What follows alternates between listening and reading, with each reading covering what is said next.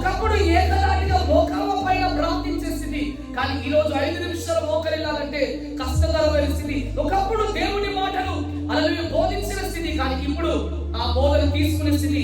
ఇశ్రాయేలుకు అయినా మనకు అయినా ఇలా జరగడానికి కారణం ఏంటి?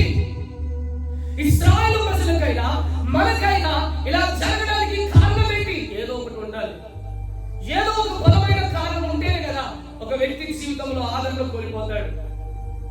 ఒక వ్యక్తి ఎప్పుడు ఒంటరి వాడైపోతాడంటే, ఎప్పుడు ఒక వ్యక్తి అయితే ఒంటరిగా తనను తాను నలగొట్టుకుంటాడంటే, తను ఎంతో ధైర్యం అనుకున్న వారే, ఎంతో ప్రేమించిన వారే, ఎంతో హల్లెలూయా నా యొక్క బలం అనుకున్న వారే పక్కన పెట్టినప్పుడు వారు ఒంటరైపోయి ఆదరణ కరువైపోయి వారి ఇతరుల వైపు చేతులు చాపే స్థితిలోకి వెళ్తారు. అలాగే ఇశ్రాయేలు ప్రజలు ఆ స్థాయిలోకి దిగజారడానికి ఈరోజు నేటి సంఘాల్లో రావచ్చు అనేక ప్రజల్లో కూడా ఈ స్థితి రావడానికి రీజన్ ఏంటో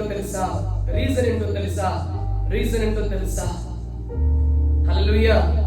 అలా రావడానికి ఈ ఇశ్రాయేలు ప్రజలు దేవుని వైపు చేయి చాపడానికి ఈరోజు మనం కూడా దేవుడి వైపు చేతులు చాపి, యేసయ్యా నా పరిస్థితి ఇలా ఉంది యేసయ్యా, నా పరిస్థితులు ఏమాత్రం బాగోలేవు యేసయ్యా, ఏం చేయాలో అర్థం అవ్వట్లేదు యేసయ్యా, నాకు ఏం చేయాలో నాకు తోచట్లేదు యేసయ్యా. ఈరోజు మనలో కూడా చాలా మంది కూడా ఒకప్పుడు గంటల తరబడి ప్రార్థనలో వాళ్ళు ఈరోజు 5 నిమిషాల కంటే ఎక్కువ లేని స్థితి.